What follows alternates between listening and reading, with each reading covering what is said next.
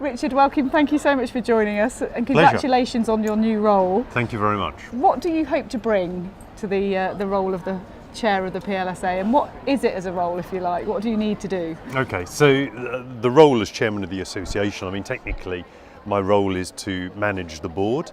So the board sets the strategic objective for the association, and then we monitor the executive's performance towards achieving that strategic objective. I mean, of course, we've got lots of other things to do as well, but it's about managing that strategic objective.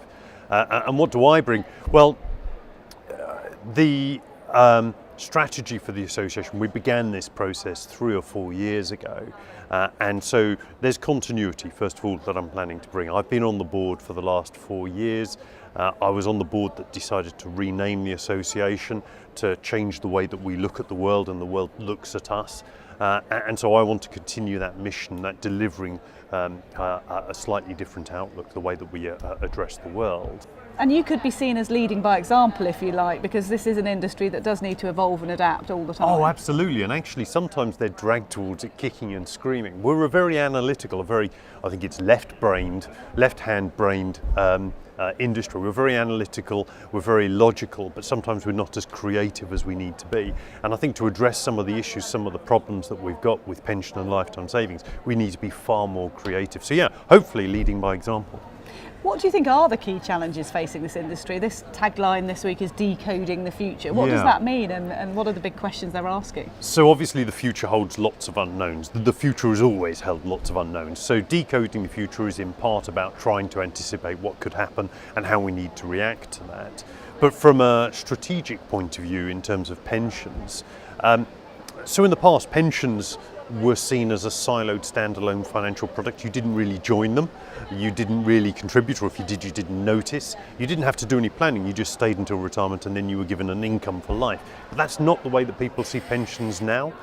Pensions exist instead in the context of short-term, medium-term and long-term financial pressures on the assets that people own and the cash that they earn. And what we've got to do is try to make sure that we're seen in that context. We can't imagine that our product, if you like, is just that thing that arrives at the end of the journey. What we've got to do is integrate ourselves into that journey. So is that because young people who are these end users that we're talking about expect to have that interaction, that interface with technology, they expect to have accessibility and transparency in products now? Yeah, I think it's partly that, but it's also the fact that in the past, pensions existed as a standalone, siloed financial product. Final salary pensions, you didn't really noticeably join them, you didn't noticeably contribute to them, you certainly didn't have to do any planning, you just stayed until retirement and you got an income for life. Whereas now, with predominantly DC pensions, they exist in the context of short-term, medium-term and long-term financial demands. People are making decisions about how to deploy their limited assets. So we've got to make the pension story, the lifetime savings story, compelling in that context so that they can see the value of lifetime savings. And it's interesting because it certainly is compelling when people are living longer. People have got to understand how much they're going to need to live on. Yeah, no, you're absolutely right.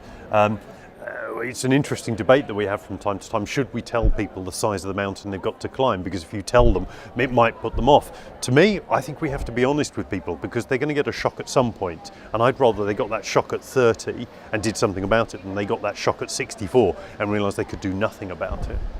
So the outgoing chair, Leslie, said to me her advice to her successor would be to listen to those around her, and this is a fantastic opportunity to listen to an awful lot of people in your industry, isn't it? What do you hope to both take away from a conference like this and impart whilst you're here, if you like? So I'm a really strong believer in collective wisdom and collective imagination, and in my opening remarks on Friday morning, I talked about the importance of harnessing the collective wisdom of the association so that we can produce better policy. So what do I hope to take away from this? I hope to take a greater insight into the pressures that are being brought to bear on pensions and lifetime savings and on our members so that we can produce better policy argument so that we end up with a better system producing better retirement incomes for all. What would I give to people? Oh, I don't know. I mean, I'd feed into that process and give them the benefit of my advice. If they choose to follow it, that's entirely up to them. But that's just feeding into their collective wisdom. So cognitive diversity, if you like, and bringing together of all those brilliant minds is what you hope to do at a conference like this. Yeah, absolutely. Cognitive diversity, all sorts of things. It's just collective. It's pooling that intellect, pooling that imagination, so that we can produce better results. And that's where the PLSA is in a unique position to be able to bring those people together. A unique and vital position. I mean, it's a really, there is no other body in the pensions industry doing the job that we do, and we do influence how policy happens. Collectively we represent 20 million pension savers. That's a huge number of people. That's a huge responsibility. If we don't do what we're doing, the government will do what it's doing with impunity. So I think we've got a really vital role to play.